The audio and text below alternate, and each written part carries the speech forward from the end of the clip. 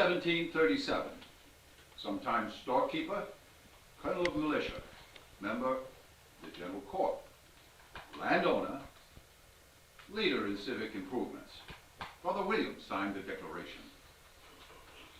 In 1796, the year events here enacted began, I was collector of customs at Portsmouth, New Hampshire, and as such I was the sole federal officer in the city.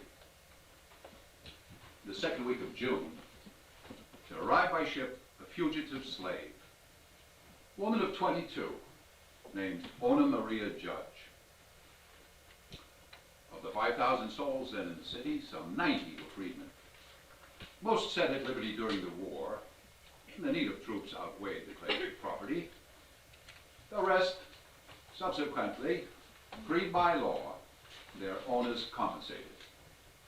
The city thereafter proved a haven in the north, where those who would brave the gauntlets of escape might hope to found new lives. Thus, Ona Judge was drawn among us. She had been for some 12 years the body slave of Martha Washington, sewing and caring for her clothes, sitting beside her if the mistress was at home. She'd ridden with her from Mount Vernon to New York and Philadelphia, then the seats of government. In Washington's second term, in their last days in the presidential mansion, she left the family and run away. I might never have known of Ona Judge, but for the chance in late July that Senator Langdon's daughter would pass her in the street. I dare say was hurried home. Her father's house was the finest in the town. Washington had called there 1789 and praised it. He and John Langdon were friends.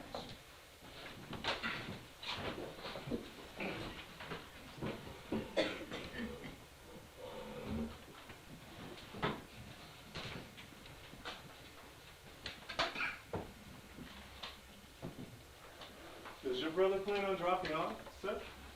No, and if we mean to hold the state, we must stick and fight. Well, they say Adams will sweep New England. I hate seeing so many of my neighbors in love with such bad ideas. There'll be 8 of us at table. I should count on a late night. Punch in the garden.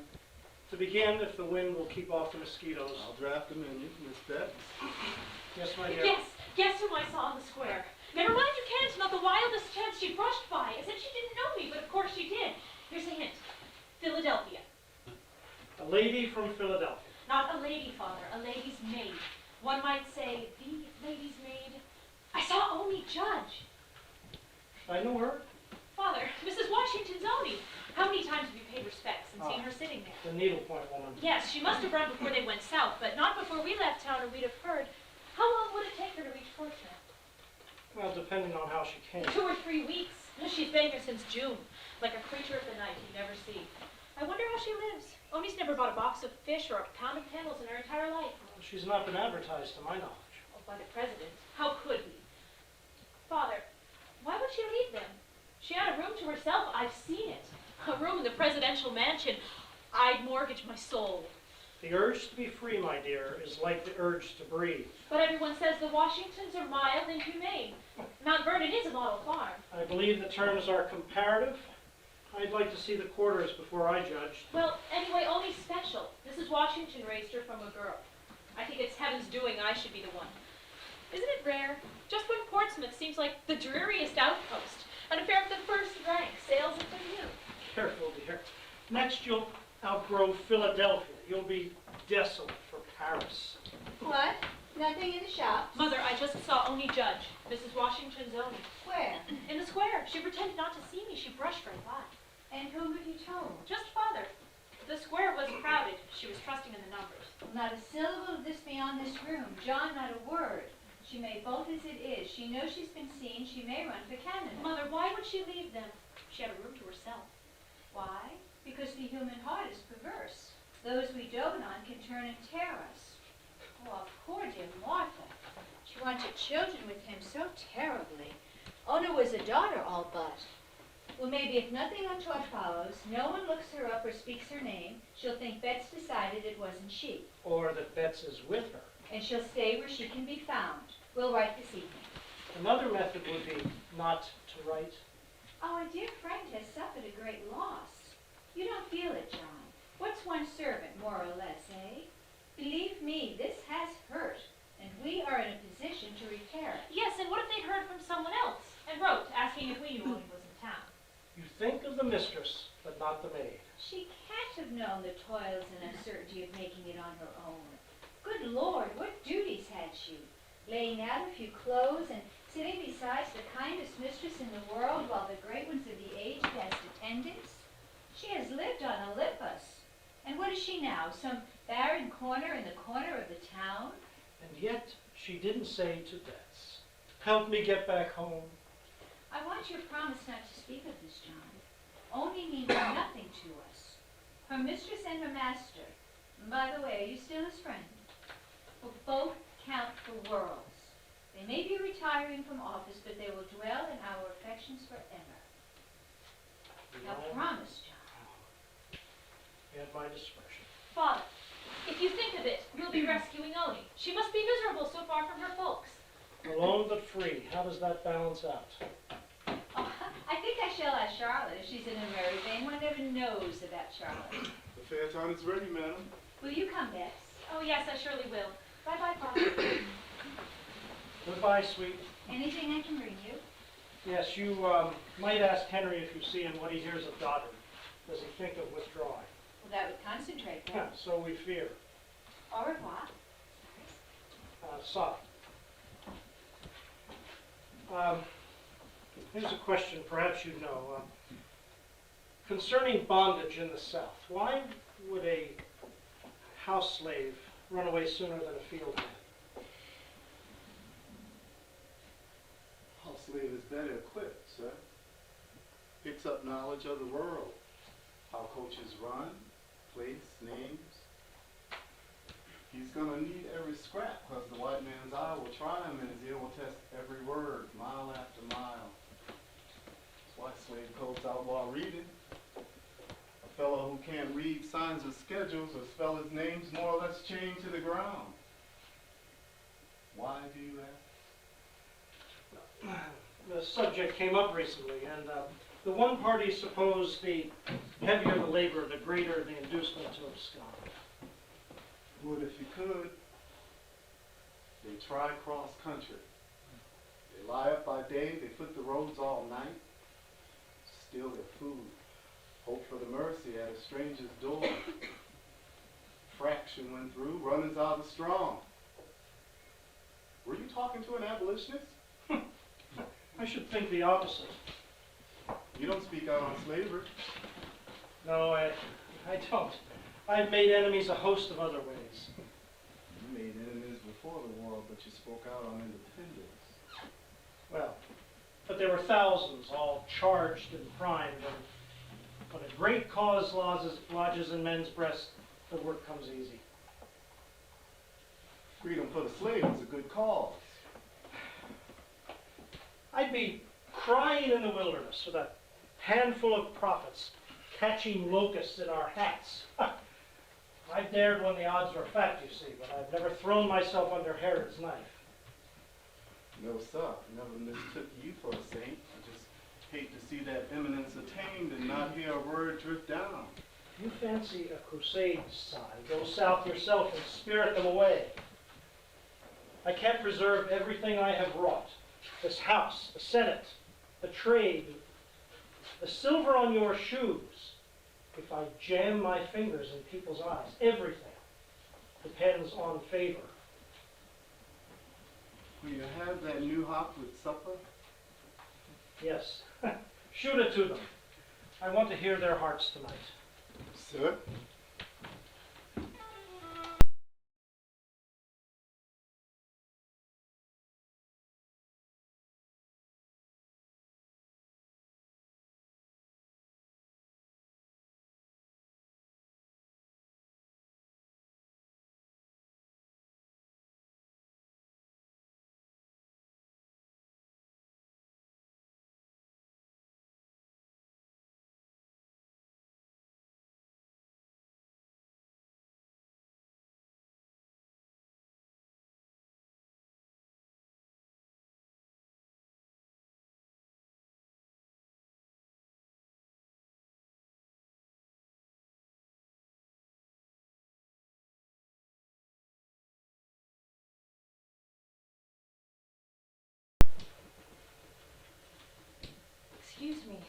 Dame Sally? I see you in church. May I talk to you? I know you. Your name's Judge. Yes, I'm Ona Judge. Came here from Philadelphia. Yes, I believe I'm in some trouble. I was just walking through the square and passed a lady who knows me, Bess Langdon. The daughter. I needed thread.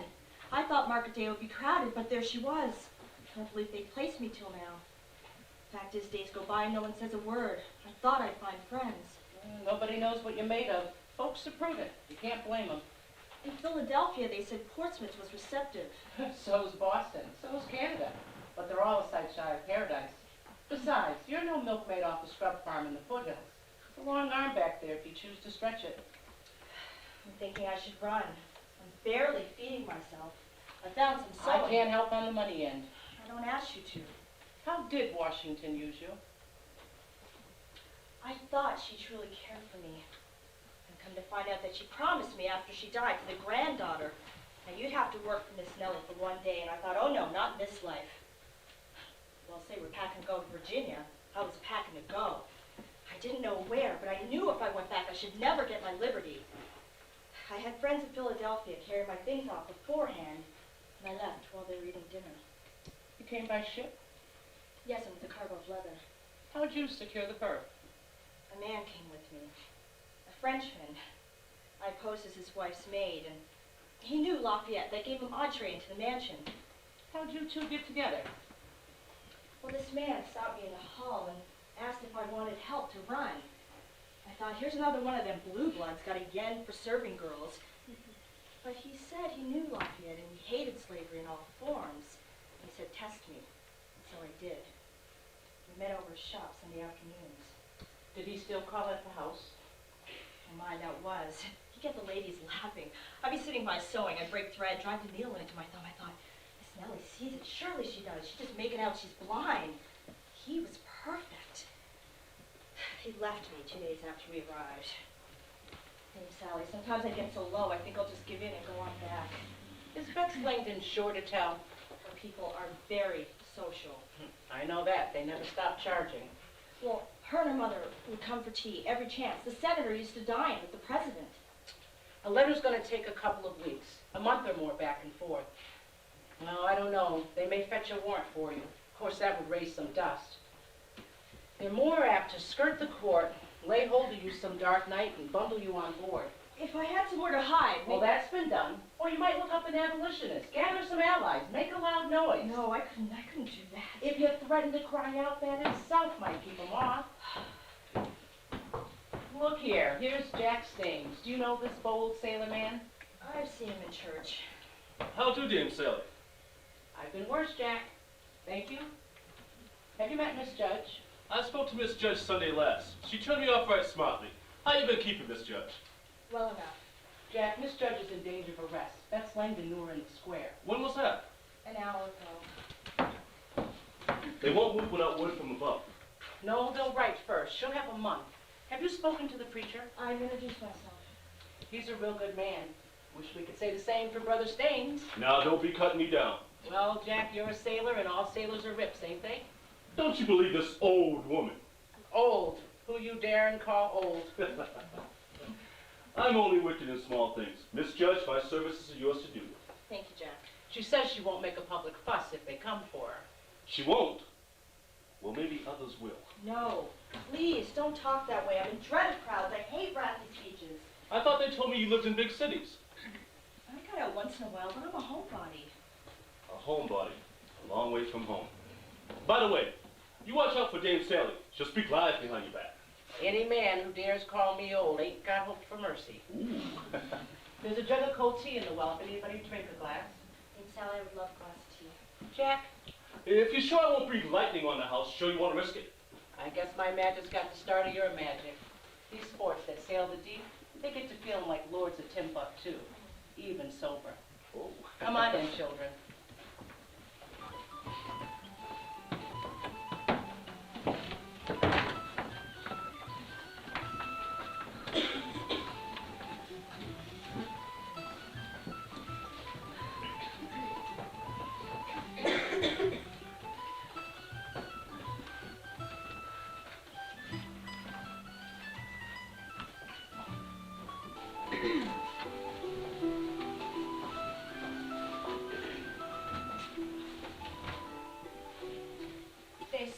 you like a tide. And why not? You're amiable. Your father's a power, and one day you'll inherit a fortune. The tragedy is, left to yourself, you'll marry a dunce or a wastrel and scatter it all to the wind. Mother, Your father and I will have worked like slaves. We will well set up, but sweat raised this house. But you, oh, the voice of an imp in my ear whispers, Bets is going to strew it like confetti. am I not to love him? Yes, you may as well. Love solaces the miseries of ambition. You think, never mind, at least we have each other. When we lost John Jr., we were stripped and meandering. Love was the oak that sheltered us. Just don't think you can run off with the man of your dreams and reconcile me later. Father, Mother says I'm to love the man I marry. What, all at once or by stages? As an anesthetic, she says. Well, I don't know why your mother married, but I married for love, property, social graces, youth, comeliness, courage, everything but cooking. She's afraid I'll run off with a drunkard, and she says she'll disinherit me. Good, so will I. Or a singer. How if I steal off with a tenor like Mrs. Thrale? That's what they do in England, they run off with tenors. How about a jolly yeoman in love with the law? Father, quel ennui. Who'd run off with a lawyer? Of course, I could always kick it over later. She left him a brief note and vanished with a tenor. Rot. What? Oh, this from Concord. The party is in a shambles. Our late debacle. Listen to this. No will exists in this place to mount a campaign for Jefferson. How can you blame them? 900 votes out of 6,000. The time to begin to win the state is now in the teeth of the gale. I'll not run for Harvard. Write to Concord and tell them so. Perhaps I will. Ah, here's your return from Mount Vernon. Oh, is that it? Let me see it. Shoo, Mother, what does she say? She thanks us for the news of Owen. Am I thanked personally? No, be quiet. Only was seen if it was she in New York a few days after she ran. Martha has written alerting friends, heard nothing since. The loss has distressed her keenly. You see? She feels Oni's ingratitude, has strained to think what cause she may have given that the girl should run. I can think of one. Oh, if you please. She has written her husband in Philadelphia. He will know what means to employ. We need concern ourselves no further, save to preserve perfect secrecy, lest only take alarm. Most grateful, personal remarks, etc. What cause, Father? Because she was enslaved. Leave us then. You'll let me read it later.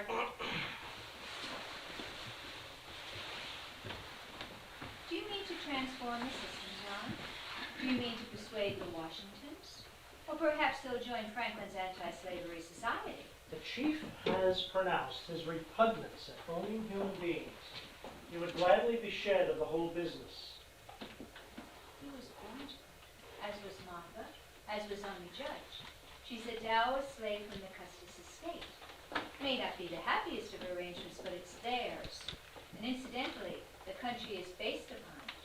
Where's your Tobago rum with that slave labor? Take from this house the part derived from slave labor, and you're left with the middling pile of lumber. They're all born to it.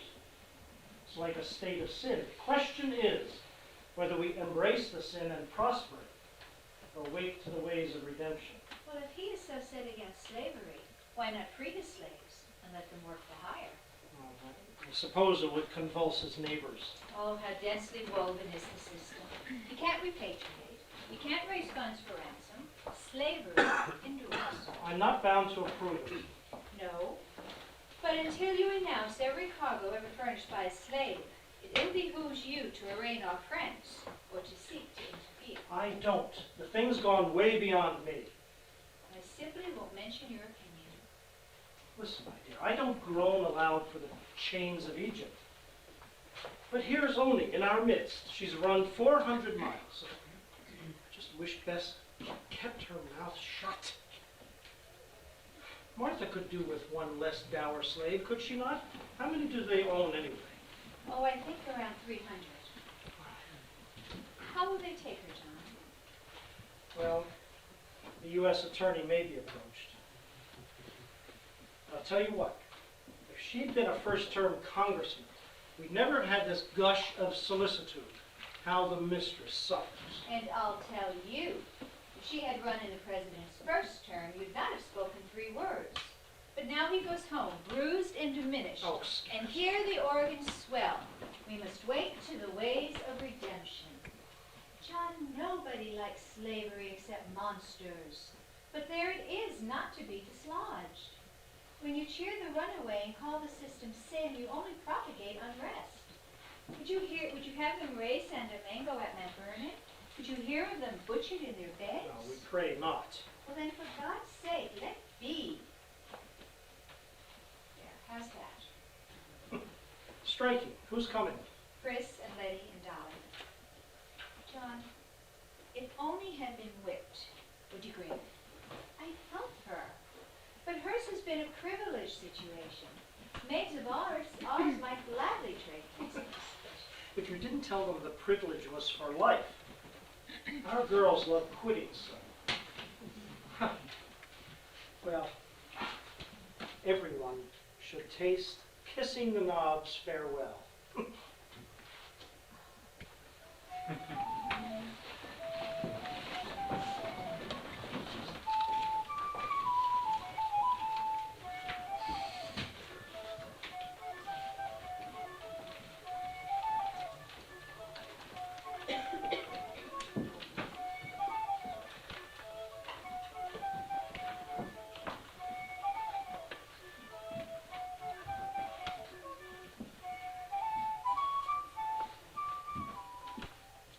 I won't believe it. I did, though. No one who gets out goes back, save at gunpoint. I'd run out of money. I was stuck at the inn. I was afraid to step outdoors, afraid they'd take and question me. I was never alone before. Finally, I asked this lady, she was sailing to Washington, if I could wait on her family in exchange for passage, and she wouldn't take me. Oh, you'd be in Virginia, Christ. That was the one time I got past it. That Frenchman dropped you like a bucket of slops. He begun to fear the law. Jack, he staked his freedom on me. He was all afire to steal me away, you know. It was romance to him. When we passed Boston, that's when things cooled down. He got thinking of the consequences. He had what he wanted from you. It wasn't that brutal. He made you sleep with him. No, he did not. He was wrapped up in me. He was tender and respectful. The time came when I wanted to. There was no love behind it. He just used you. It couldn't be helped. He was my only ticket out. Hadn't he said live with you or set you up? We were planning the escape. We never looked beyond. I said, I don't know a soul here but the Langdons, and they'll turn me in. I said, stay till I find a place. He said he was short of funds, and the law would be on him. And I said, stop in Canada, take work. Send me something just to start me off. And he said, work? Just like that, like it was some rancid dish he'd smelt. Soft-handed, dandified frog. He's camped at some chop house in London, yarning his of me how he served the Yankee hero in service me lady's maid. Where'd he learn such manners? He was angry. Washington wouldn't back the emigre. Monsieur said he'd cross the sea to meet his great friend Lafayette, and all he got was a few cups of tea. You're too damn merciful. Are you that beat down you can't hate? That sweet-talking false French fop? I hope to heaven they guillotine him and leave his head dripping there for the crowd. Anyway, it's done. All I really need is a proper place. I'd approach the gentry, but the Langdons would be sure to hear. The Langdons know already. I wonder, though, it's been 6 weeks. Could be that's never told. But if they did know, I could write a letter to Mount Vernon and say, you know I'm here, and if you free me in the will, I'll go back. Don't do that, woman. You're out. But I need a place. I'm rattling away living in that loft. Onan, I'm here to serve you. Just you say the word. I appreciate your kind intentions, Jack, but I can't repay you. I won't quit you. If I hear they're coming for you, they'll have to get past Jack Staines. Don't shake your head. This is free ground. The people want it with their blood. Were there many who served? On sea and land. Have you heard of Prince? Prince was at Saratoga when his master said, Prince, take a musket. Don't you want to fight those British? And Prince says no. Because whoever wins, he'll still be a slave. Of course, said he, if I was free, I'd have reason. So the man freed him on the spot, and Prince went to the fight. I was cabin boy on a privateer. When those cannonballs shear by, they scare you so bad, nothing less can touch you. I'm not afraid of any man on earth. They can kill me, but they cannot subjugate my soul. Don't tread on Jack. Guy Reynolds takes my advice. Every day's a battle. Amen.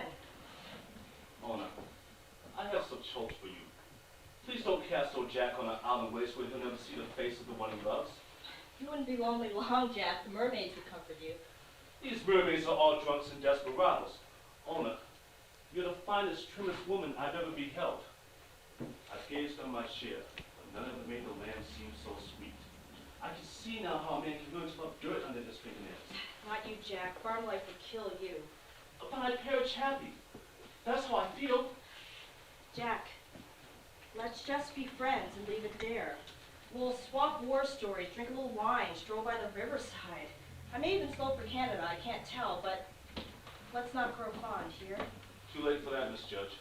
Not for me, Mr. Staines. I gave that Frenchman body and soul. I thought heaven sent him for my guide. But I presume that I've been called up for it.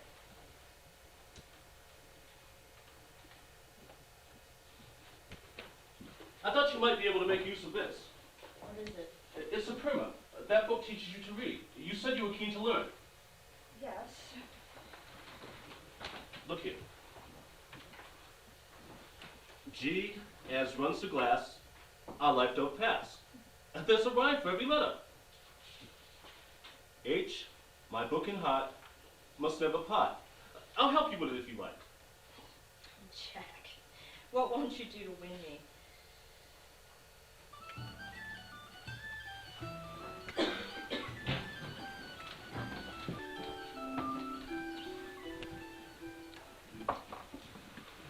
In the second week of September, I heard by the Secretary of the Treasury from the President of the United States.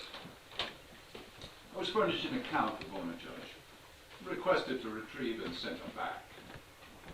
The President favored seizing and putting her on board ship. This he considered to be the safest and the least expensive. The method was left to my judgment. I acted first to ascertain if this person were in the town, which, by discreet inquiry, I found to be the case. I replied at once to the Secretary, assuring him that I would with pleasure execute the person's wishes. A fugitive. As if collecting duties and tonnage taxes, and paying pensions and minding exports and registering ships, and superintending a lighthouse, a hospital, and fort. All labors requiring the constant employment of a clerk whom 3/4 of the time I must do without, for my salary did not compass it. As if this Atlas breaking load were not enough, I must hound down fugitive slaves. Someone said to me, surely your consciousness of service to your country must compensate you.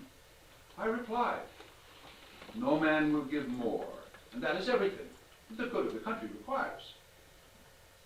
But surely the government cannot advance that good by killing its customs agents.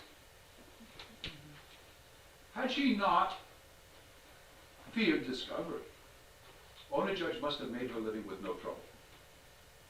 For by all accounts she was a superior seamstress, but she avoided the wealthy set and struggled to feed herself. However, as the nights lengthened and the frost first touched the fields, necessity dulled the edge of apprehension. Moreover, some 3 months had gone by since the brush fire in the square, nothing had come of it. Thus it was to Langdon's she repaired in search of a snug berth.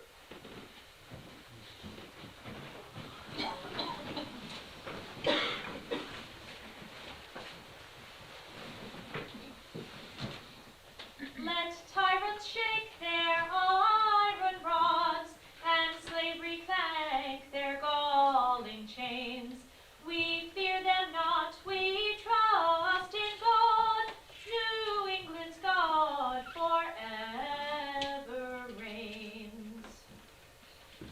Miss Betts, There's a woman here to see you. She says you know her from Philadelphia. She's waited on Miss Custis. Her name is Oni. Not Oni, Judge. Yes, miss. Here. In the kitchen. Do you wish to see her? Why, I'm quite astonished. Why did she come? I believe she's looking for a place. Well, send her in. She'll see you. You've been here since July? Since June. This is the last house I'd recommended. I know, but I'm pressed. Why, Oni, where on earth have you come from? I came from New York. But how did you come away? How can Mrs. Washington do without you? I ran away, miss. Ran away. And from such an excellent place. Why, what could induce you? I wanted to be free. But you had a room to yourself, and only nice light work, Yes, I know. and every indulgence. But I wanted to be free. I wanted to learn to read and write and worship in a congregation and pray to God. I'm sure the Washingtons must pray. I never heard the president, if he does. I'm sure I've seen a prayer book in the parlor. Mrs. Washington will read from one, but I don't call that praying, do you? Oni, how did you come from Philadelphia? A gentleman brought me, a Frenchman. I posed as his wife's maid. He came to Portsmouth. Yes, miss, he left directly. Had you money? Not much. How have you been living? And my needle. But I miss working in a house, and I hoped you might know of a situation. What, here? Wherever they keep a staff, I can wait on any age, old folks or babies. I'm quite sure there's nothing here. But your mother knows all the gentry. Mother will be home for dinner. I'll ask if she's heard of a place then. Yes, miss, I wish you would. It must be hard for you, Oni. The first week was the worst. I tried to work my way back. I even asked Mrs. Prescott. I told her I'd serve the Washingtons, but she wouldn't take me. Why not? Perhaps she thought I'd been let go for bad behavior. Oni, I still don't see. If your wants were all satisfied, while your mistress was the soul of kindliness, why run off in the first place? Miss Betts, have you ever been held fast? Yes. There was this horrid boy. He used to lock his arms around me and pinion me in place. Was he crushing you? No, he just wouldn't turn me loose. Why didn't you throw him off? He was too strong. So, now you've tasted freedom. How do you like it? I miss my family. Enough to go back? If I knew I'd get my liberty. Are you tolerably happy in Portsmouth? My cares rule me pretty strictly, but now and again I am lifted and consoled. Oni, my mother's intimate with Mrs. Washington.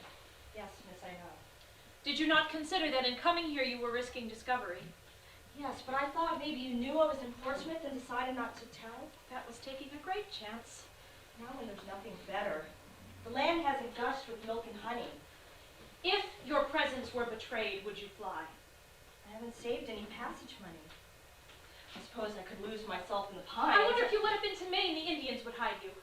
Have you made any plans in case of need? Miss, I'm too busy planning my next meal. The carriages in the drive. They're early. Let me think.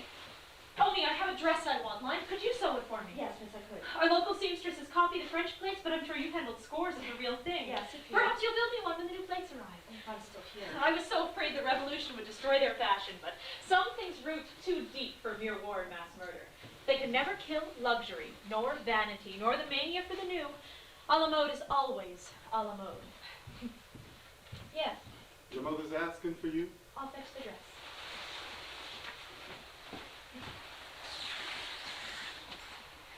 So, what brings you to the Lion's Den?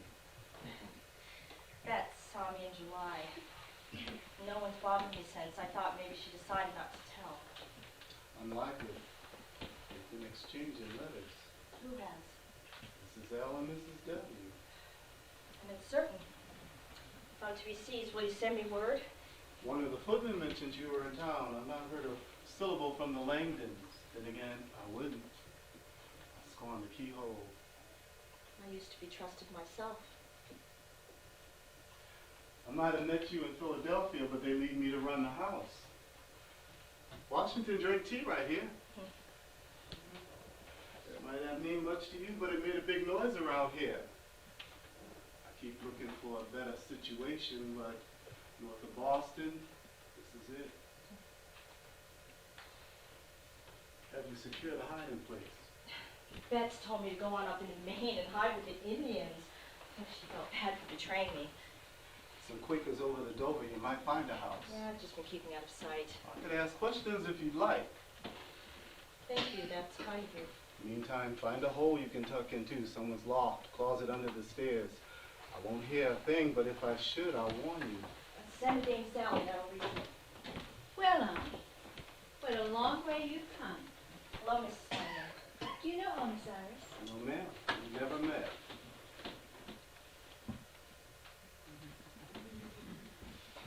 You left town when? Late May? I suppose we've seen the last of you.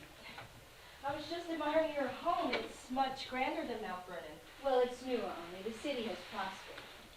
Betts tells me you're seeking a place. Waiting till I know best. Afraid we're full up here, but I'll be glad to ask around.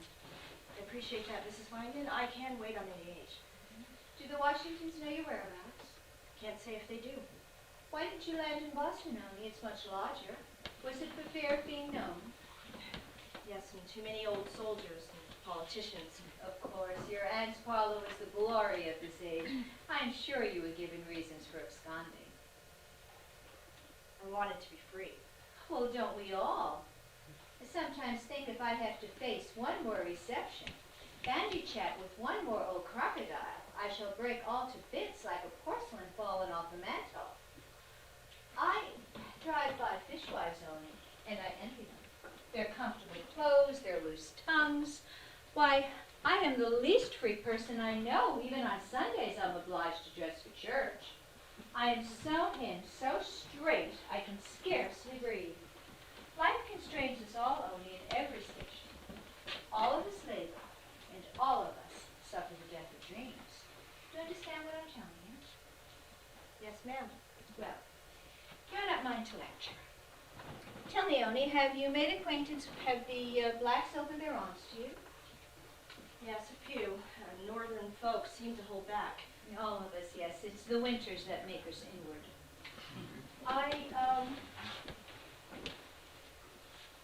Do you live alone? Yes, and I have a room. I like your dress, Oni. Is it new? Yes. Did you make it? Yes, I did. Well, I like the fabric. It's last month. Of course, being a port, we get the pick of the selections. The jacquards I love, especially. John, look, it's Oni Judge, come all the way from Philadelphia. Yes, I remember. Hello, Oni. How do you do, Senator? Oni's looking for work. I told her I'd ask around. So you ran away. Yes, sir. Why? Because I wanted to be free. How is it you're not in hiding? I was. All summer. But the sewing's too scarce, and I thought if I had to go looking, best start with folks I know. Now, have you not thought, Oni, that people of means and influence may be reluctant to hire a fugitive from Mount Vernon? Yes, but I heard many of them hereabouts are strong for freedom. Right, till it comes to cases. Did you, when you ran, consider Canada? I did. But I've lived in America my whole life, and I heard Portsmouth was safe. In fact, John, Oni might be hired by a critic. Several come to mind for being precisely who she is. Mount Vernon, after all, cuts two ways. Your master, you know, was our guest many years ago. Mrs. Langdon assembled the very Pleiades of the region. The general awakened a vast accord. Why, we celebrate his birthday, well, the town I mean, with unfeigned love for his existence. I think him the best man who ever led cause, the freest from vice, the truest Democrat. The more I learn of princes, why, the better man I think him. We've been blessed. Yes, but I know you've differed with him lately. Frictions of a moment. I am at one with my countrymen. His equal does not exist. Ah, here's Betts with the dress. I thought lined with this, it won't bunch too awfully, will it? No, miss. And when do you need it for? Any time before Christmas. And here's something in advance. Thank you, miss. I'll send word, Oni, if I hear of him. Thank you, Mrs. Lyman. Goodbye, Emily. Goodbye, Senator, Mrs. Langdon. Well, well, frying pan. She hadn't a notion. The girl is not a prodigy. I think if her master has acted with dispatch, they might just take it. Oh, Bess, it was nice of you to give Oni the dress as if she was staying. But that wasn't why. She needs the money to live. Plucked at your heartstrings, did she? Oh, Bess, I understand, but we can't feel unchecked sympathy for everyone. The slaves, the morons, the cripples in the street. The objects of mercy are numberless. But unless we measure what we give, love devours us. And we will be as the Franciscans and dwell among the dregs. I'm sure the last thing Bets wants is to dwell among the dregs. Oni must go back, and that's Alpha and Omega. I know that. I shall say nothing to her. We three wear silk and silver, thanks to the Onis of the world. But all be damned if all be cast as the hag for refusing to gloss the truth. Salve your consciences as you may, but not at my expense. Come with me.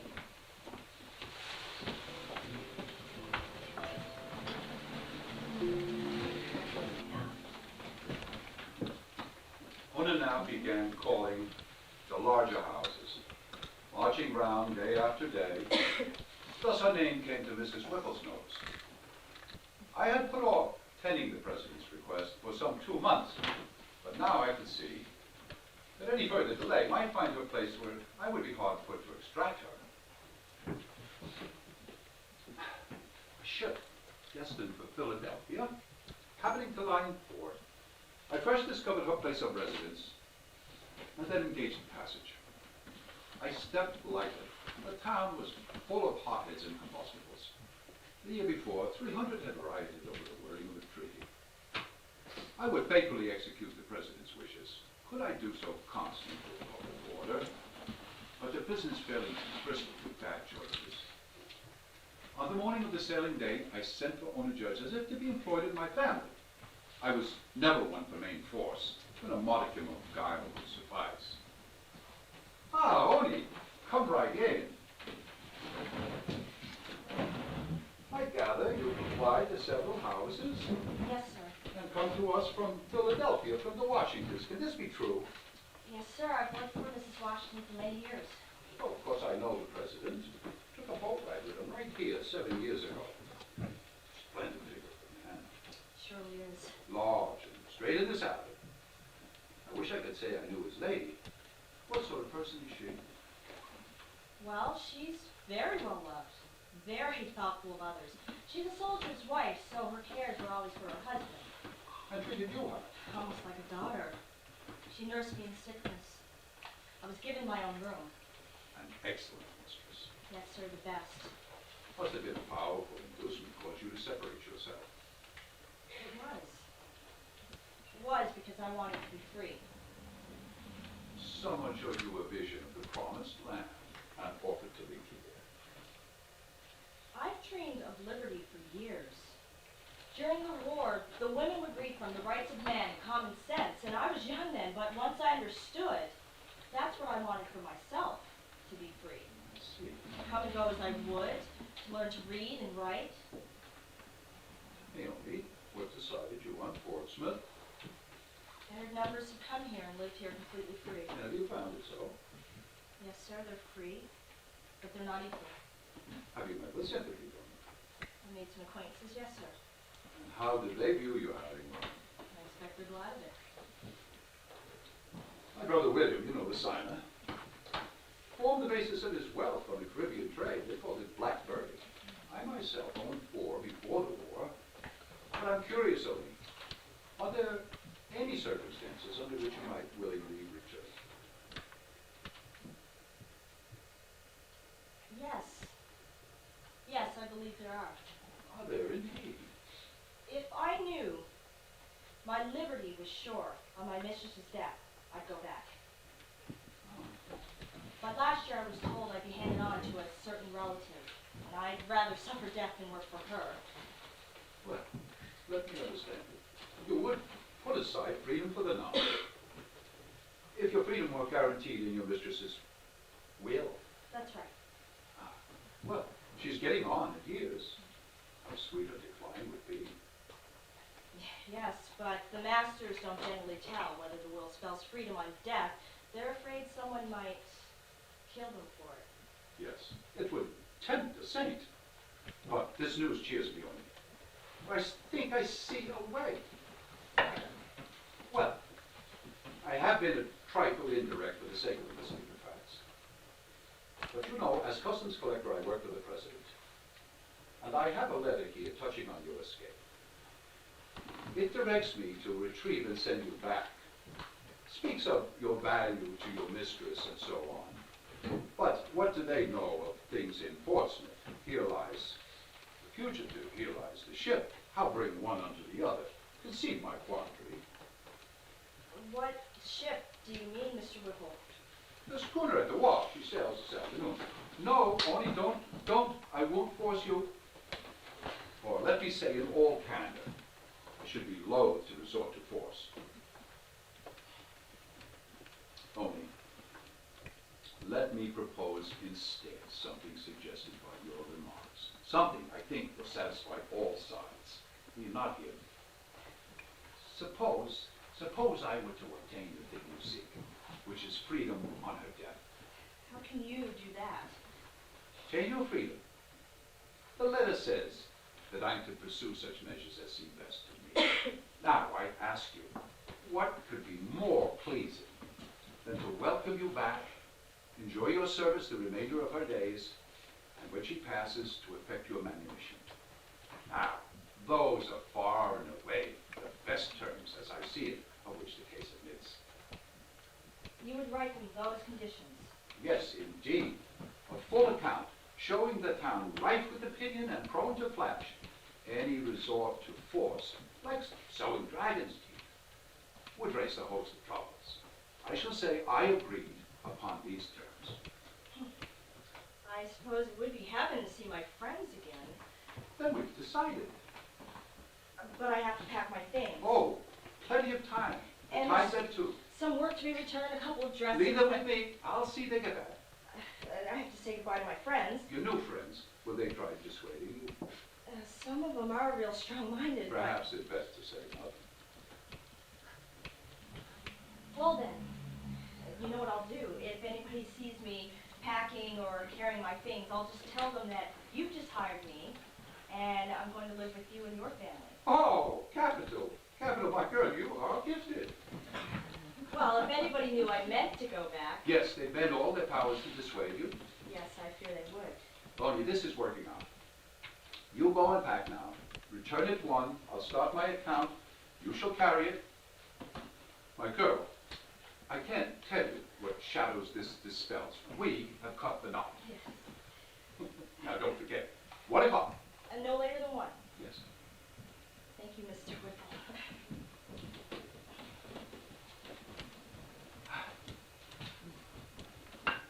Whether His Excellency would honor my arrangements, I had no inclination to predict.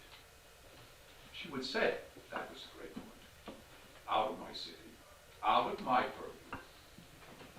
Yet her passion touched me. Her evident thirst for complete freedom. What man of our emancipated land? Our bonds laid severed by the edge of war. Our chains fragmented, rusting anarchy. What such man, now I ask you, could hear the creature with indifference?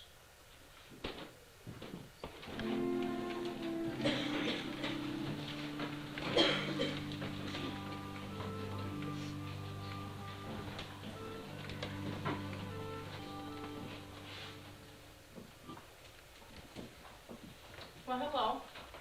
What's this? Where are you going? Into the woods. What? The woods? I've got to run. The customs man had me trapped. Who, Whipple?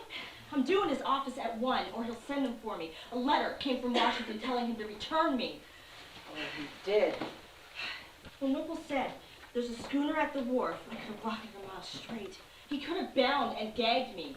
So that Langdon girl told her mother. Mother, she's a rough one. Who, that China doll? She'd send me back rolled in a rug. Told me what a hard life she'd led. Must be the weight of all that powder. Not the woods owner. I'll just risk it for a few days, unless you know of a cellar. I'd look for Jack, but he's working. Jack will help. Jack will spill his blood for you. Does he tell you that he loves you? I won't hear it. Men are trouble. Yeah, but they'll chop wood if you treat him right. I don't see a man around your place, Dame Sally. You don't see me short of wood either. People speak well of you, Ona. They say you do fine work, you're neat as a pin, and you recollect everyone's name. I believe we can locate a room. Thing is, I can't pay. If I can't take in work, I can't pay. Oh, we'll gather your work. That's no trial. Whipple hunts me. Whoever harbors me will catch it. I know Joe Whipple. The worst of him is he's mad for land. He bought 40,000 acres up country in the wilds. Never turned a penny on it. Thing is, I let him think that I'd go back. He said he'd arrange for my freedom. Is that so? What if he could? After all, get her to free me in the will. I know she toyed with the idea. Till Miss Nellie took a fancy. Then one day, Miss Nellie gave me to know that I would be hers, and I'd dance to her tune. And if I ever balked or missed a step, she would sell me to the highest bidder. I worked 15 years for that family, and she talks of selling me. You don't think of going back. Life was softer for me there. If I knew her will was fixed, and her Unless liberty she was swears to it face to face, how can you trust it?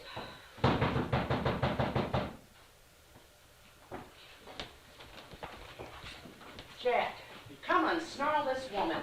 I thought you had a berth from New York. The wind's come against us. We can't get out. Ha! What about the ship from Philadelphia? Not till tomorrow, anyway. There's a happy wind. You see, nature's in league. Where are you going, Ona? She's moving in with me. Joe Whipple's after her. He heard from Washington. She'll not want to be seen or spoken of for some little time. I can't burden you, Dame Sally. Did Whipple send for you? His man said he was hiring. I had to lie my way out of his office. Only now she has second thoughts. If he promises her this and that, maybe she'll go back. You're still on that. They know I'm at Portsmouth, Jack. Sooner or later, they're going to spy me out and snatch me at their pleasure. Now, I could try for Canada, but they say the winters are cruel. And Whipple said he can bargain for my freedom in the will, in which I can't half believe. Now, is that the worst of the chances? Ona, you must change this notion that you sink or swim alone. I'm a danger to my friends, Jack, and will be as long as I'm sought.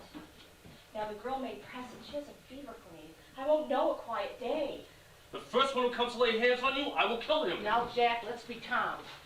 It may be they'll possess you spite of all, but don't make it easy for them. If you bow down to the sound of the trumpet, they'll ramp all over you. If they seek you for 10 years, do you dread every nightfall, every rap at the door? Stay on with us. Look you, sparrows of the fields are watching always. Foxes below, hawks above, and the weasel sniffing for the nest. Not 1 minute can bird's eyes be still. Yet she sings like angel choirs as she soars through the heavens when she lists.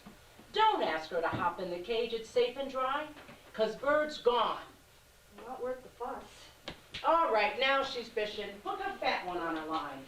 If Whipple's man comes to say the wind's wrong and you sail tomorrow, lead him on. Jack, bring Ona's things to my place after dark. Dame Sally, I am grateful. This folly of return takes your mind. Oh, like Israel in the wilderness, they kept saying, let's go back. Because there we had water and bread, but here only hunger and thirst. My faith is pretty feeble, Jack. Cling to it, woman. That's all people ask. Can't you hear them whisper? That one ran away from the first house in America. You're a beacon fire. You're a light on a hill that signals we shall all of us be free. Looking for peace and quiet. I've lived among fiery spirits. I saw what they endured, and I thank you, but I'm nobody's guiding light. Ona, think of this. A woman who marries weaves her fate with a family and a crew of friends. They care, supports her, and bears her up like dolphins round a sailor in the sea. You're nothing if you're not gallant. If I had goods and honors, I'd heap them at your feet. I can offer you a name, a place to belong, my life to underwrite your freedom, a love that will cherish and protect you, which no woman ever heard Jack Staines allow. Because until now, I've never loved one so. Sometimes I wonder, Jack, you're like that Frenchman. He talked a world of love, but all I signified was his revenge. That's bilge. The first time I spoke to you, that first Sunday, I knew only what I saw. I admired this woman, and I paid my respects. But ever since you found out where I served, you've been grooming me for Miss Liberty, cap and all. If I come off a hog farm in Georgia, I dare you to say you burn like you do. I'm not called to it, Jack. My only voices say peace and tranquility. I will not march. I will not go to law. I will not lend my name to agitation, and I'd sooner not wed than sanctify your vanity and have you come to learn how small I am. I loved you that first Sabbath. I was glad you lived. Glad to be cut short and left there like a fool. Just for the joy of watching you walk. That's the woman I desire. If I move to rise up to face them, it's because they will not let me be. I was brought away by a man so unstrung by love that he babbled when he talked, forgot where he was. That all passed off. He left me. There'll be many a moon before I give my heart. Then give me your hand. I'll finish it for the heart. I could love you if I weren't so singed. Faintest warmth is an agony. It's like pure damnation half the time. Like being marooned. I'll think. This comes of my sins, and I must bear the stripes. Oh, Lord, how long must I be punished? I may be deceived, but you seem like a breath of mercy. We'll slip down to the clerk. We'll publish the banns. It's a 3-week wait. I'll learn to love you, Jack. I know I will in time. Marriage first, courtship after. You shan't be hurried. Are you certain, Jack? Won't you pine for the rover's life? I've had those days. The days you're young forever. I'm damned if I want to die single. You're the woman, Ona, and you're right on time.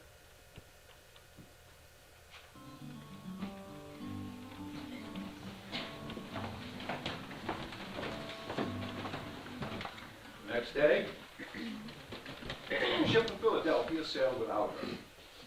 A note had come, saying her friends had discovered her plans, persuaded her not to sail. My letter to the chief, reporting failure. I threw the blame on Ona's acquaintance, but to their bad judgment, the girl would cheerfully have returned. I suggested that he apply to the U.S. Attorney for further help, as provided by the Constitution. I dreaded his reply. My office hung upon his favor. On the 28th instant, he wrote back from Philadelphia. Nowhere was my fitness to remain at the post so much as glanced at. But the President's words could not fail to convey the depth of his displeasure. By giving her advance notice, I had allowed Ona to elude me. I had promised her freedom upon her return, a bargain he turned wholly inadmissible. The epistle braced me wonderfully. I said to her, I discovered that she and one John Staines were published to be married. I applied at once to the clerk at City Hall and got him to stop the issuance of a license. Now you may think that hard, but I myself served at her master's pleasure, and if one of us had to be sacrificed, I would send her over in a trice. I was not in the sanctuary business. The upshot met me not long after in the street as I returned home to my dinner. Whipple! A sailor by his gait, I guessed his name. Whipple, the clerk says I'm to see you. I know the face, I think. Jack Staines. Ah, Staines. The clerk says I can't marry because you stopped the license. Here's my office. Let's step in. I don't care who he is. I'll tell the world at high noon in Market Square. I like freedom when closed doors come to talking business. If it's any of your business, I'll know why. I shall oblige you. We were published according to the law. We're in good standing in the town. So I'm informed. Very well then, let's hear it. I explained to the clerk, Miss Judge is a fugitive, that measures are in train, seeking a speedy restoration. I suggested the city not abet a marriage, intending to attach her. and afford an instrument of resistance. Where's your warrant, Whipple? It needs none. The clerk is not bound to honor any union prophet for his signature. Last I heard, you were pushing an aqueduct. When did you fall a slave catch?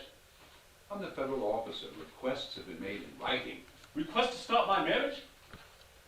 I'm not in the sanctuary business. Then go to court and get a warrant. That or back one up fast and free up the license. Oh, at present, I'm afraid I can do neither.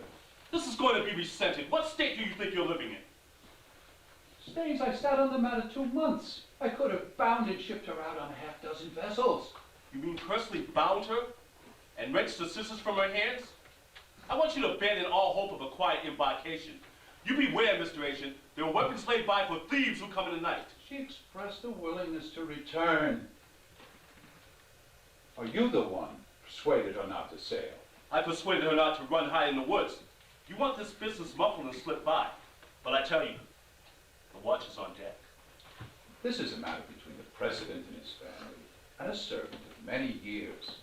Differences arose of a private nature. This is not the stuff of public agitation. When a customs agent diddles with a marriage registrar, he and the clerk both living off taxes? When the federal government diddles with state law for the satisfaction of a few? Or is the president's family above the law? Certainly not. Then the public must hear the tale. If we're harboring slave catchers in our midst, why let their names be broadcast? I've risked my position for this woman. I've delayed. I've stretched my orders. I'm your friend if you knew it. Then let us marry. This is what I shall deny having said if ever it comes back. A new administration takes office in 3 months. As soon as my position is assured, you may marry with my blessing. Meantime, this judge abides. She's not disturbed. No, she's not disturbed.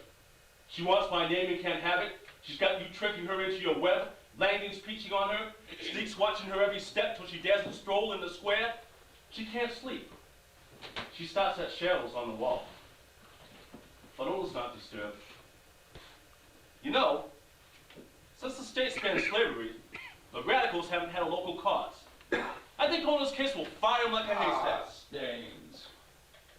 Perhaps a big gathering in the hall. I don't wish the president's name noised about in any such a manner. We shall soon lose the only helmsman we have known. We must pray the ship will answer a strange hand. This is no time to bear His Excellency's dilemma. Take my advice. Savor the delay. Courtship is not the worst phase in Cupid's almanac. Indeed, many a man has wished it back to sped through it heedlessly. Like a boy voting his meal to reach the pudding cup. You expect me to tell Ona that we must wait 3 months because you had to span you up and lick the man's boots? I won't do it. I'm going to conjure you a whirlwind. Staines, I know the Portsmouth ship owners to a man. I know the captains as well. Every one of them values my opinion. Here comes the sting. If you continue to worry this sore, I shall put your name about the port as an undesirable. There's the end of your occupation. That's what I came to hear. I'm obliged. But now I see the scales on your neck and the switching of your tongue. Old man Ada, how do you do? Good day to you. And I'll tell you something else. Portsmouth may seem like heaven and earth to you, but it's not the one place where a man can marry.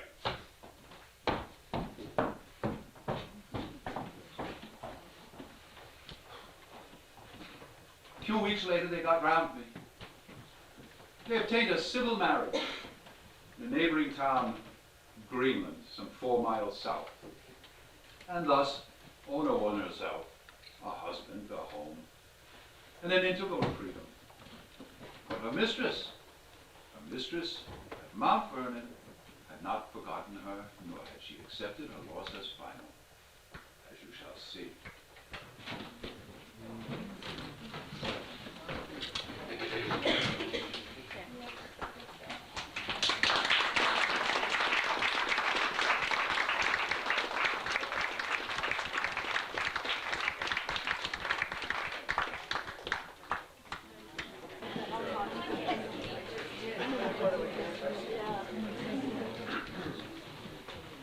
Following their marriage by the town clerk in Greenland, Una and Jack had their union consecrated at the South Church in Portsmouth and settled into domestic life.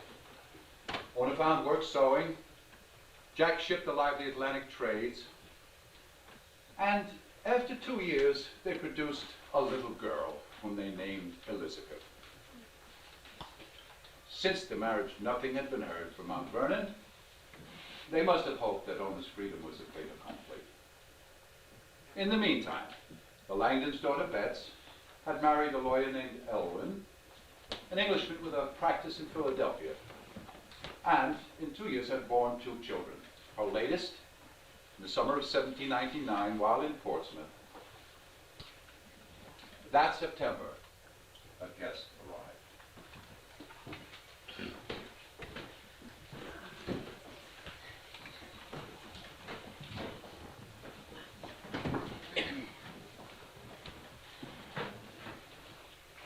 I don't know which brother's her favorite nephew, but this is Burwell Bassett Jr., and he dines at Mount Vernon. He will be absolutely stuffed with news. I should think a tea for 30.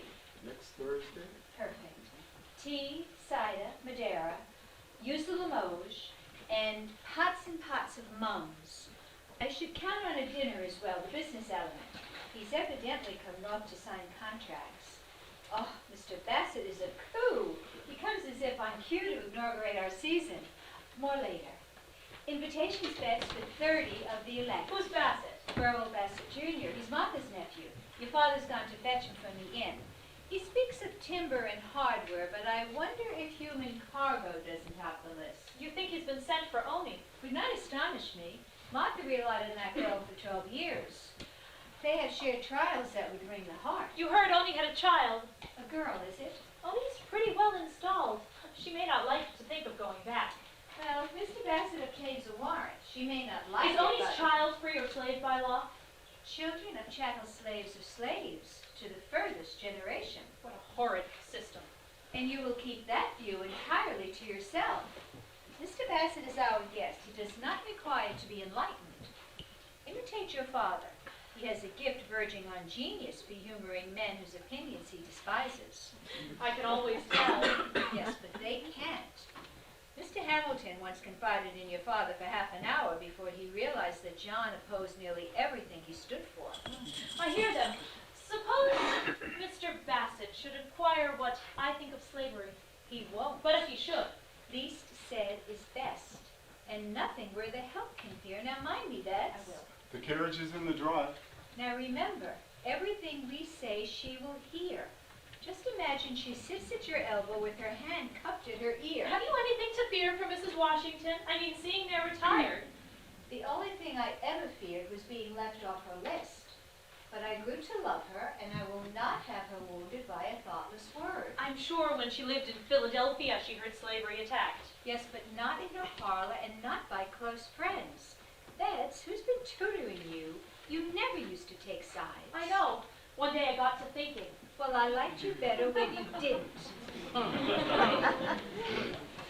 Here they come now. I think it's Betsy here's Burwell Bassett, come from Chesapeake. Mr. Bassett, we are surprised and delighted. Mrs. Langdon, I had no thought of imposing the inn would have served my wants perfectly. Yes, but not ours. Mr. Bassett, our daughter Bets. Now Mrs. Elwyn. Mrs. Elwyn, you're obedient. It was you, was it not, who first recognized Only Judge? Yes, in Market Square. Mr. Bassett, will you grace a formal tea? I must share you with friends, you and your news. Oh, by all means, but I wish I'd foreshare your tidings. Why? What's happened? Well, you may recall that Aunt Martha had a cold last winter. By the end of August, she fell quite desperately ill. The general called in members of the family, and she seemed to mend, and by the time I sailed, she seemed to be recovering. Oh, thank God. I think Aunt Martha yearns for a little peace.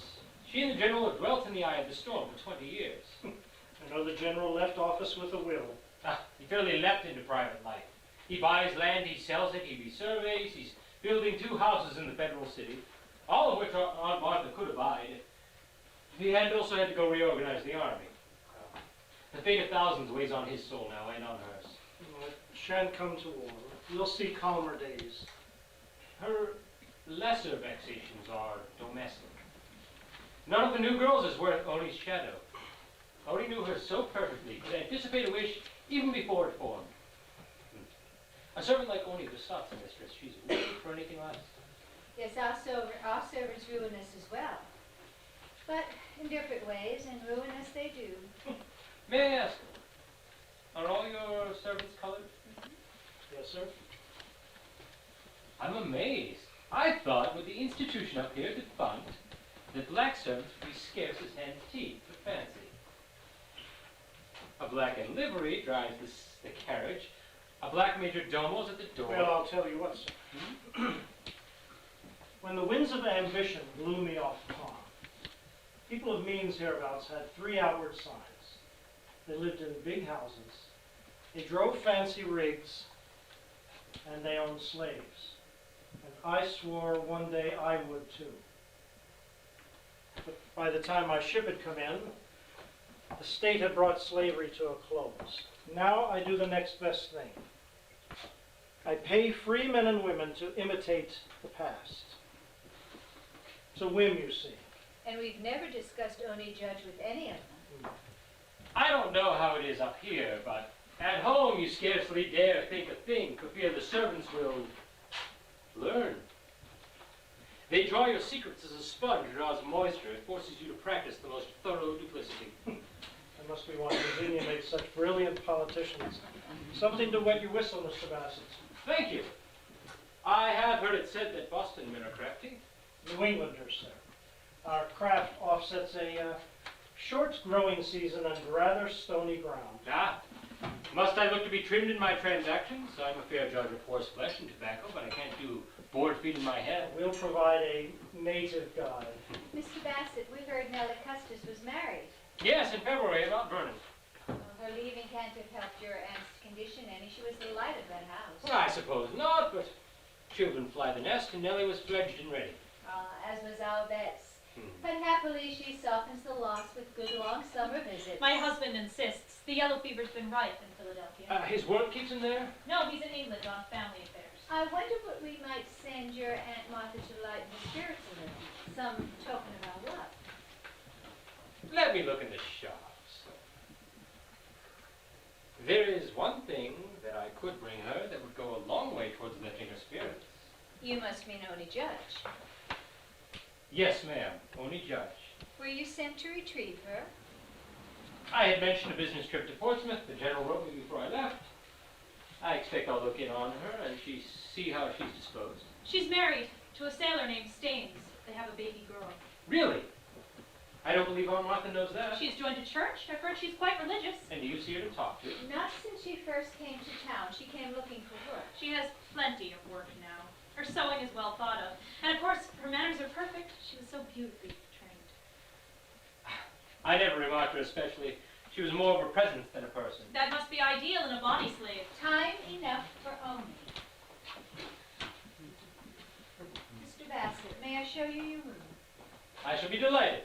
Your house is stunning. Well, it's a trifle old-fashioned, but it's quite comfortable. A prosperous visit, Mr. Bassett. You're very kind. Do you dine at Mount Vernon often? Well, I help the general with certain of his business. And who comes to dine these days? Well, 3 types, I should say. There's the merchant class. I must ask if he's kin to Dick Bassett from the Senate. Those Southerners know their family trees down to the very... Does he really expect Oni to drop her new life and hurry back? Well, it's hard to say. Mitzi's duplicitous when it comes to chattels. Mother's afraid I'll offend him. But don't do that, Bets. The Washingtons are friends, and he's family. We must show the gentleman our northern hospitality. Lay it on with a trowel.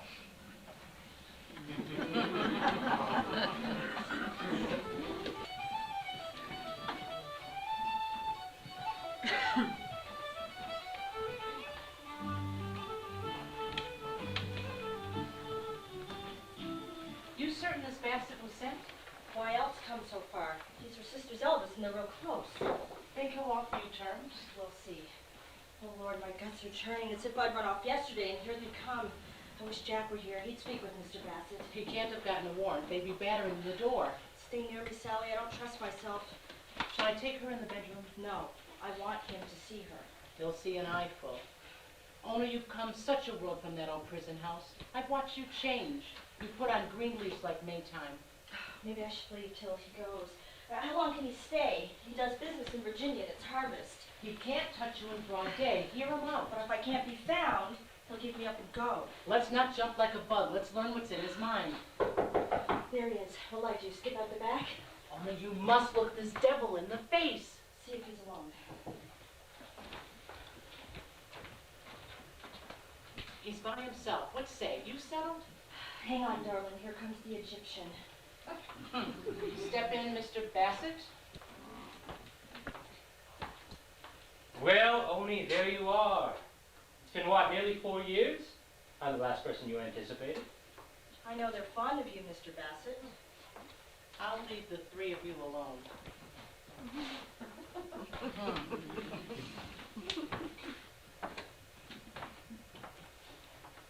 I just heard of this. Her name's Elizabeth. Oh, she's perfect. Look at the tiny nose and ears. What miracles these are, these miniatures of Eve. Were you in labor long? 10 hours. Not bad. Is that your opinion? You look well, Oni, despite this cold climate. I'm going through a wall. I must tell you, Aunt Martha has never fully accepted the loss. She longs for you, Oni. We all do. That was a Poor Molly, she's positively grieved. You tore open a hole when you ran. A hole that's never healed. portion of the price. A price you oblige them to pay. My people will forgive the debt. They'll rejoice for me because I've got wings. Not to strip them from your life as if you'd lopped off arms and legs. How can you bear it? Once in a while the homesickness eases and I think I'll pull through. Of course, you're sick. Sick at heart. Let me take you to them. All's forgiven. Things will be just what they were. What they were? What they were, Mr. Bassett, is what I ran from. Can you honestly tell me this place compares with Mount Vernon? Must the child grow up with none of the advantages you've had? Look, my church gave me this Bible. And the Lord said unto Moses, Go in unto Pharaoh, for I have hardened his heart, and the heart of his servants, that I may show these my signs before him. Laudable industry. Aunt Martha does not object to your being freed on her death. That's evidently what you wish, and she does not object to it. But she hasn't many years left, and it would be a great comfort to have you home again. But Miss Nellie's given me up. Miss Nellie's married and moved away. She's what spurred me to run. She told me that I would be hers. I swore I'd never fall into that girl's power. Miss Nellie has a mischievous streak. You would not believe me, Mr. Bassett, if I told you. When you learned you were to be given to Nellie, did you complain to Aunt Martha? That's a foolish question. My whole life was a complaint. The mistress must answer God. She won't answer me.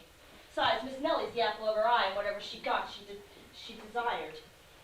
Well, if it were so, you may have had reason to complain, but the offer that Aunt Martha makes you now, mark me, is freedom on her death. Now that's a solemn engagement, Oni. Time was, Mr. Bassett, when I would have worked my conditions back. And what are your conditions now? I have a family now. I've joined a church. I've learned to read and write. And the ladies approve my sewing. Your mistress's one desire is to see you restored. If nothing less will satisfy you, I would say to you that you may have your freedom on return to Mount Vernon. What say you to that? Freedom on return. Only you must appreciate the depth of this offer. By seeming to reward you for running away, she runs the risk of discontenting every servant on the place. The fact that she will risk it shows her true feelings, which have never been disguised.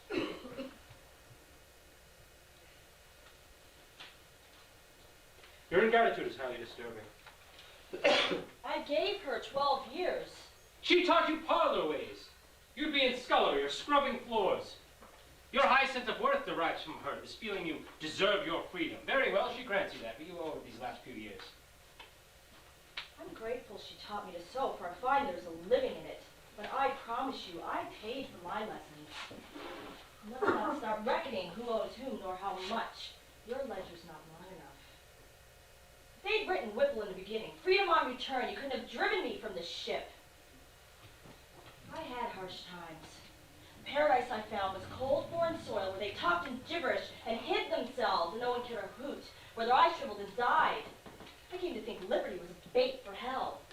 Show's ever so fair, but it leads you to the pit. Go back? I'd have swum.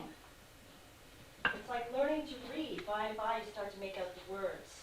It wasn't until this child, this freeborn soul with no memories, no fears, that the glory of it lit up. And I realized that my dream had been real after all, that my running, the best thing I ever did.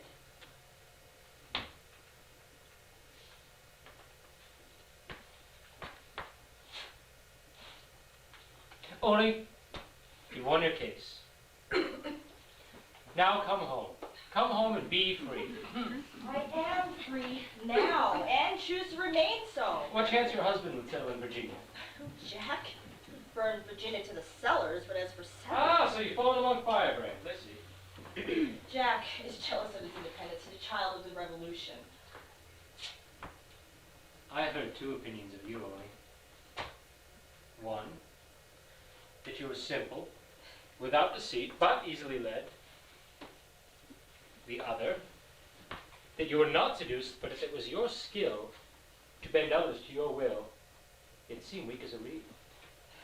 I know that all slaves are false, but I wonder that Aunt Martha endured one so deeply dyed. I do not lie to do damage. I don't cast spells, Mr. Oh, no, not on me, I can assure you. It's an outrage. You cry, freedom, freedom at every turn, yet at the positive offer of it, you refuse. Was the old lady so hateful to you? No, the young. Miss Nellie's not in charge. But she may be yet, that's the rub. I have not sailed 600 miles to cousin you. And then there's my family and my friends. They'd still be in bonds. You know, there's only 90 freedmen here. They can all come and go and say yes and no and bring home money for their toils and meet in numbers and join a church and not be stood over by the master's man every living day. I've been there and gone. They're freed by law. If you lived among them until you died, you'd still be a fugitive. Dame Sally!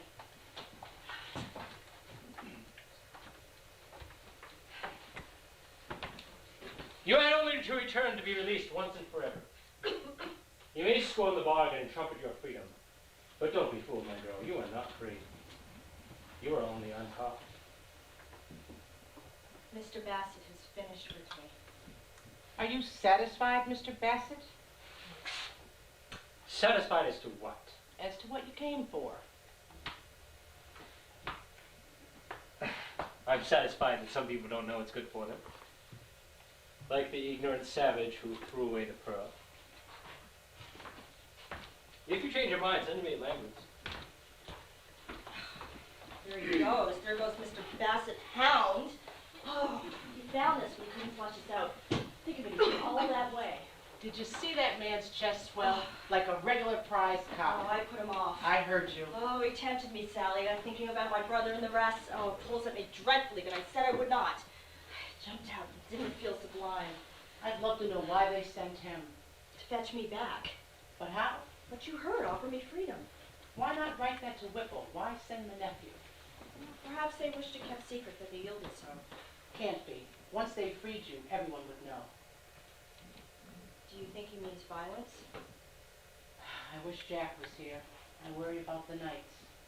Maybe I should go into hiding to his sails. He may have set a spy to watch you. We'll talk with friends. Oh, Lord. Dame Sally, it's not real easy, is it?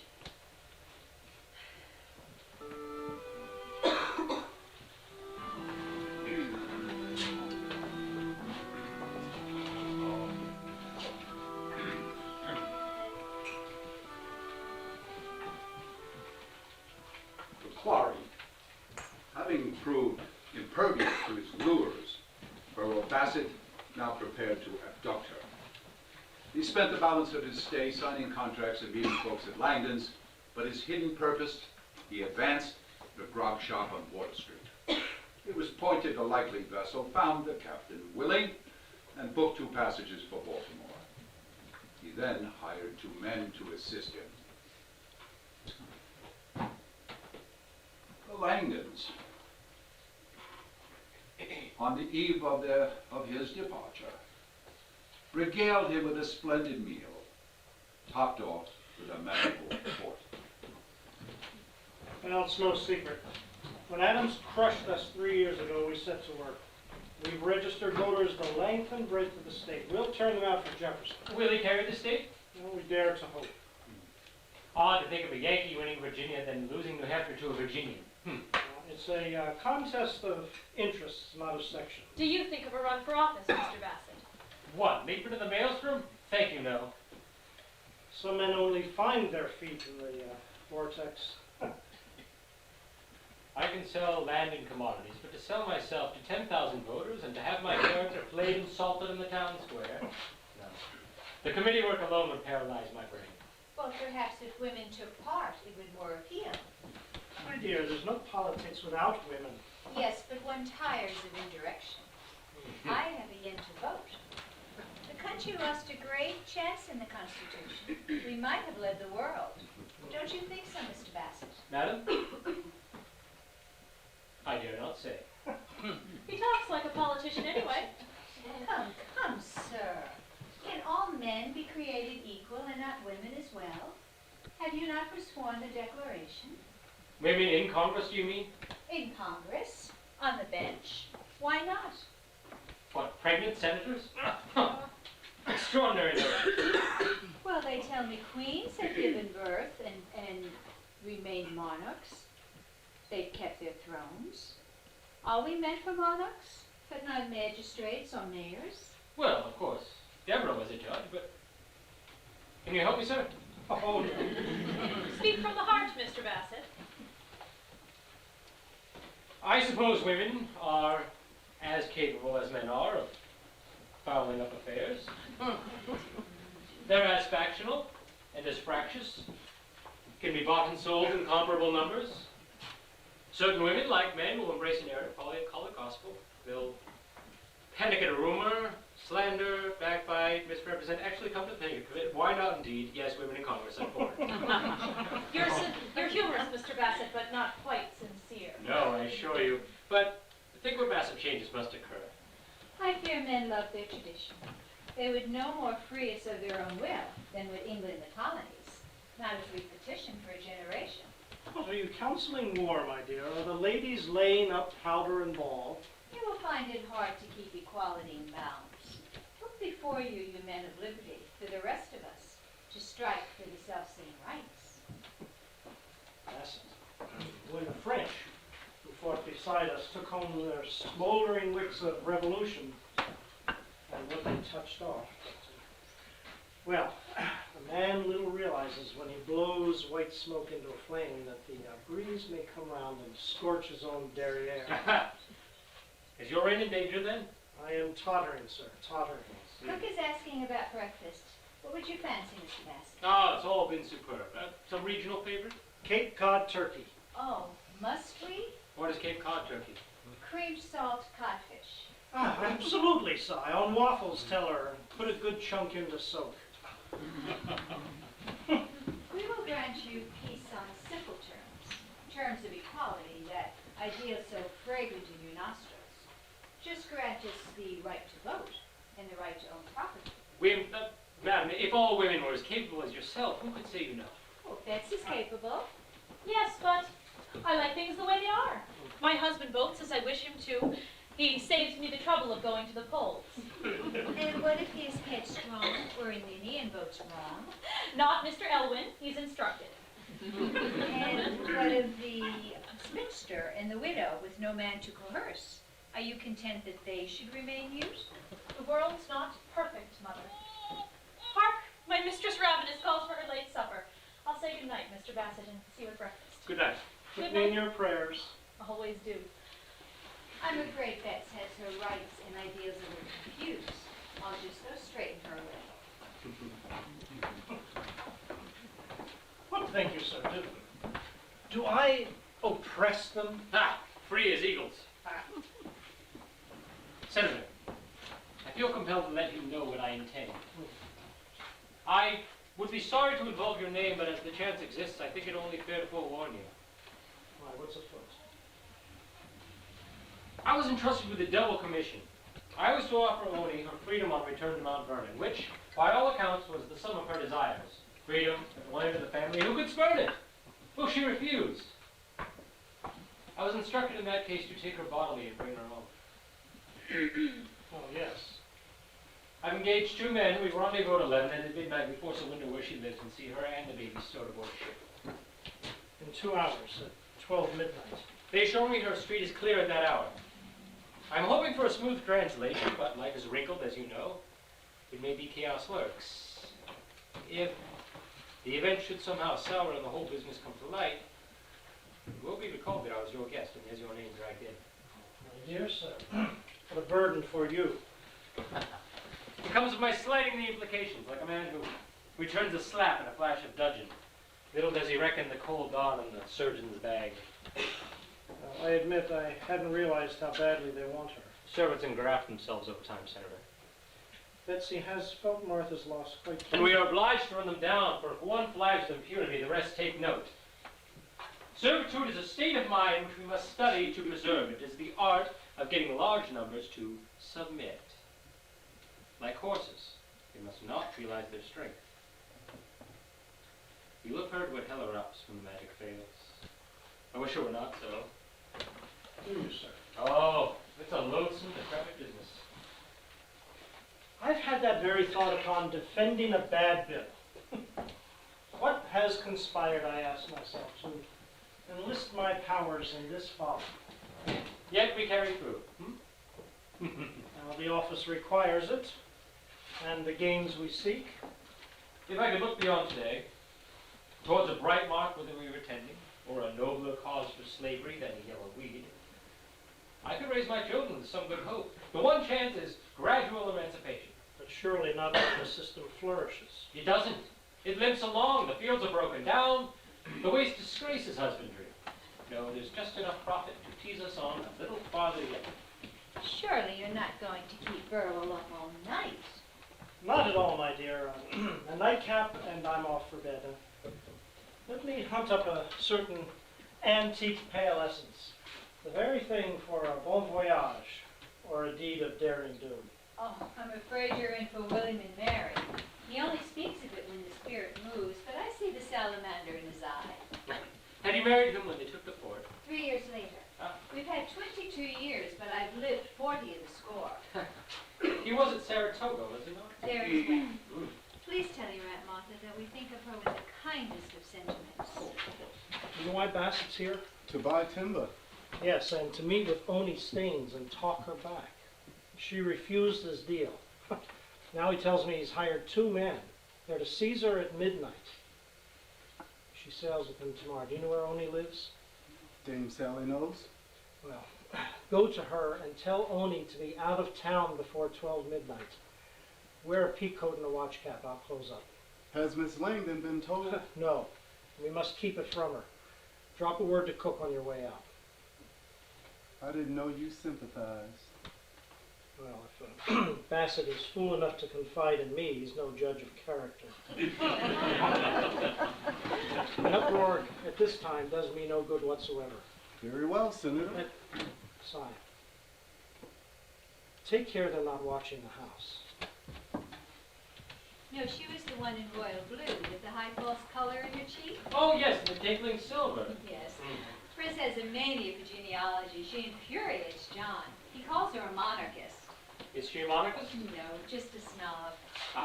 Pris is a very new friend. When our little boy died, she stayed with us for weeks. She was a godsend to Bess. Don't know what we would have done. Now, sir, run this over your palate and pronounce. I'm a tolerable judge of cider, but your cognacs require acquaintance from one's youth. I'll say goodnight, Mr. Bassett. Don't hesitate to pirogue and fly off to bed. Thank you. Thank you both. Don't be long, John. Like old age, my dear, I'll be there before you know it. You have my sympathies. Good night. It's not things that I love, Mr. Bassett. It's their effect on people. Will you taste? Ah, I should say you've been brilliantly advised. Aye, it lingers. told my man I'd close up. We shan't be bothered. Very good. I believe we are well rehearsed. I drew the house in plan. They drew the route to the ship. We avoid the square. You have experience with night maneuvers. A little. Silence is paramount, is it not? If your parties lose their way in the dark, what erupts is quiet chaos. They're to bring a dark lantern. That should help. I do worry there's a sound when the baby screams. Gag it. I suppose the mother could be induced to cover its mouth. The good luck is her husband's at sea. I can think of one contingent flaw. Which is? If it happens that she's prepared to die,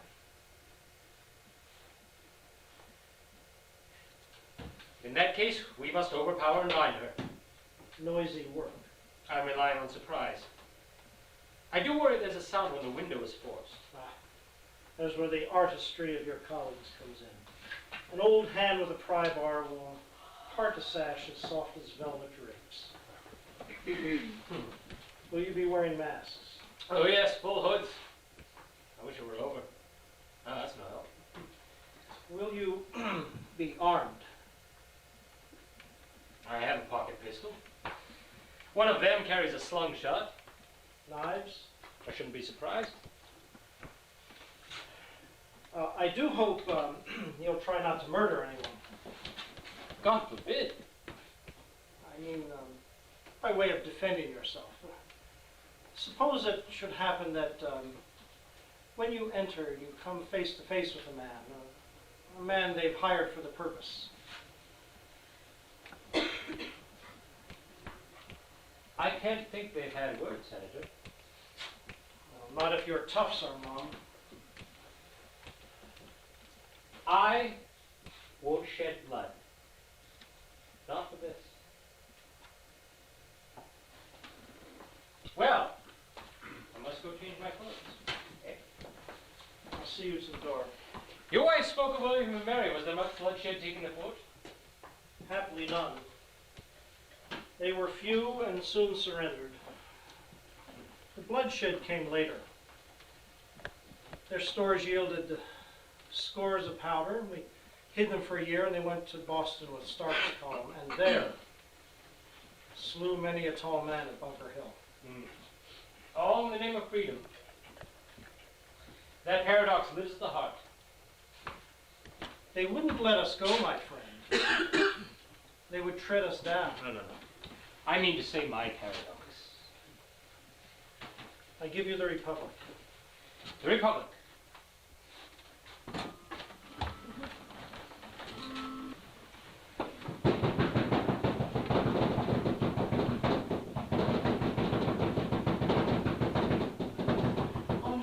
This is Cyrus de Bruce from Langdon's. I know him. How are you? This man Bassett, who came to see you. Oh, I told him to go away. He sails tomorrow. He's made plans for you. Bassett told Langdon and Langdon told Cyrus. What plan? He means to force you to go back with him. Didn't I say so? Didn't I say they'd come to it? He's hired 2 men. They're set to take you at midnight. You and the baby both. What time is It's it? past 11. You must fly, darling. Yes, to Greenland. Who's in Greenland? Friends from church.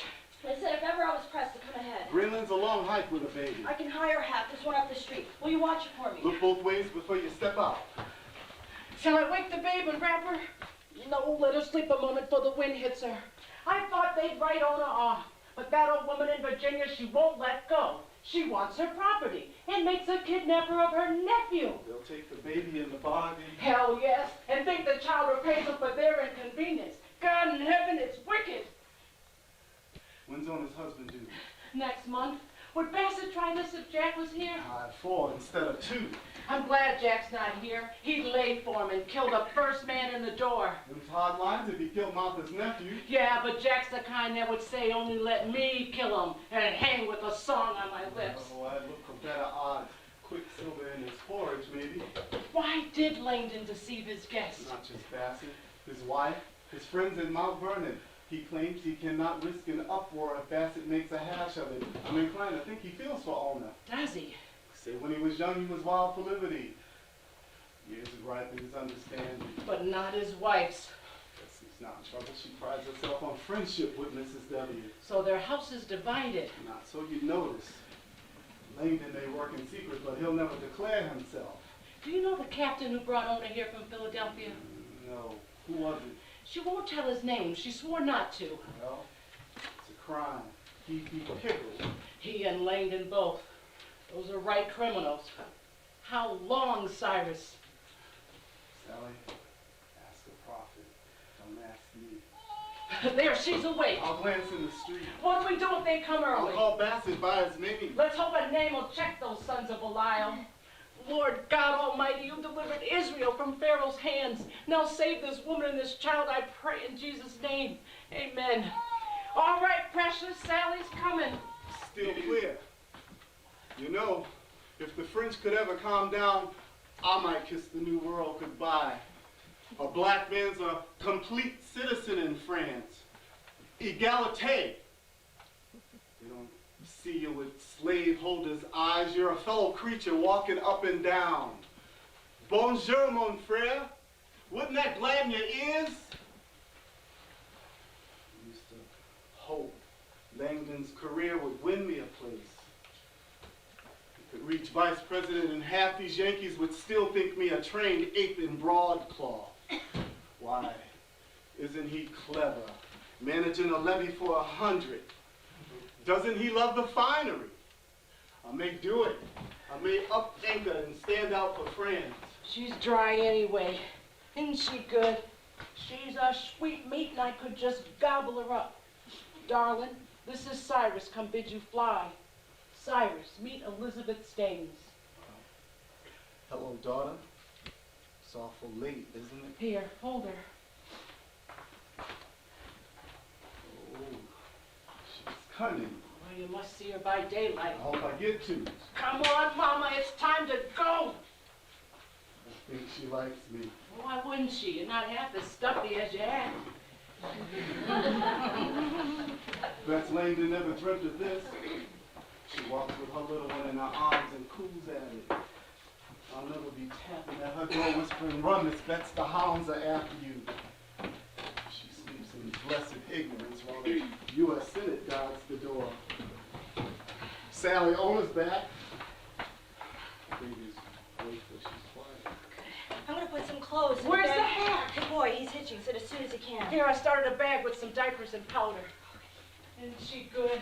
She's a pearl. What else? Apples. Apple's good. The Bible says the 12 took nothing on their journey. Of course, they weren't toting babies, Peter and the rest. If she makes it to Greenland, we'll send things. Maybe Preacher will give me a ride when he goes.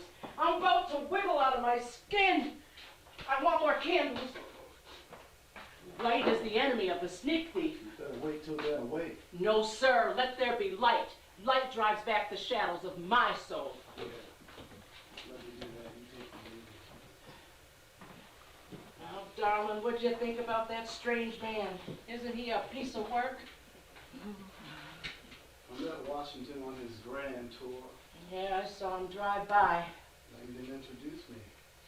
I made the general a bow.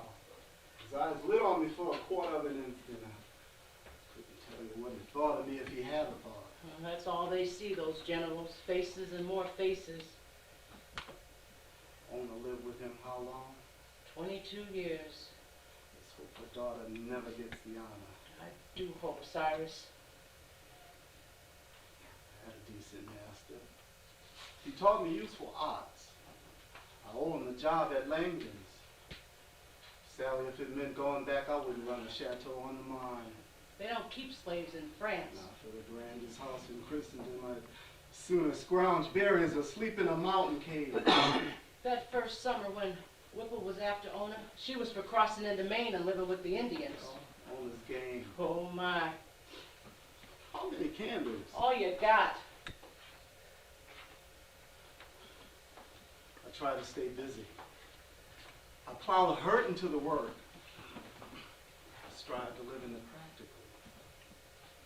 There are days when all the figures in that house all seem to drain their substance.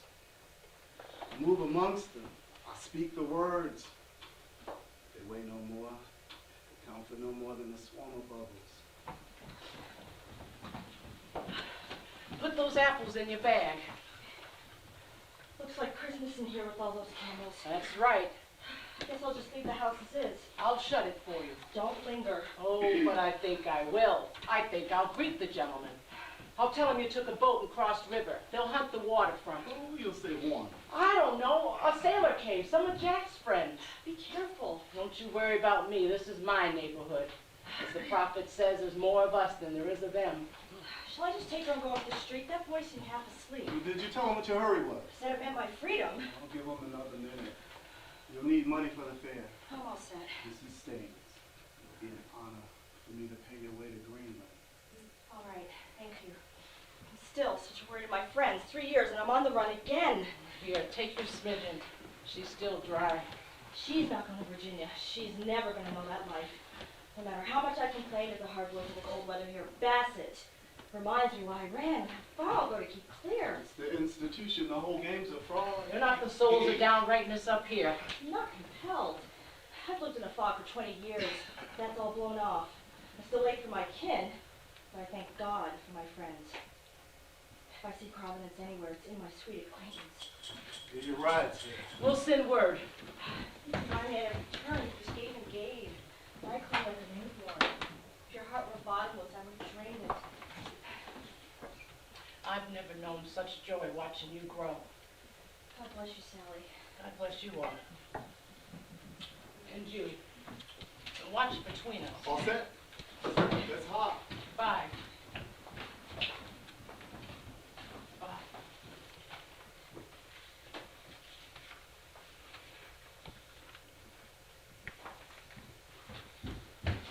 Slick as a whistle. Amen. Cyrus, is Langdon religious? He goes to church. He's not a member. Thank him for me, will you? I will. Name Sally, I must run. Come by and visit, Si. I'll make tea. I will as soon as it settles. Leave that door well ajar. Good night, Sally.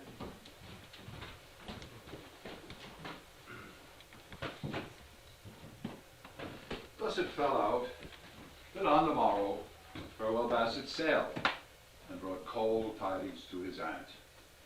When Jack returned from sea, he and Ona resumed their ways in Portsmouth, where she abode for several years. And there, she bore Jack a second daughter, and there, she sewed and practiced her religion. And there, her great thirst for freedom was slaked at last.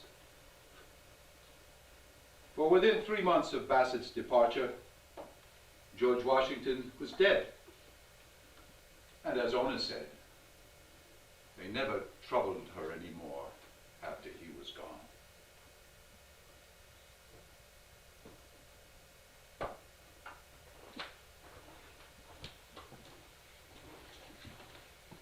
We have come this far by faith, leaning on the Lord, trusting in His holy word. He's never failed me yet, singing, whoa, whoa, whoa, can't turn away.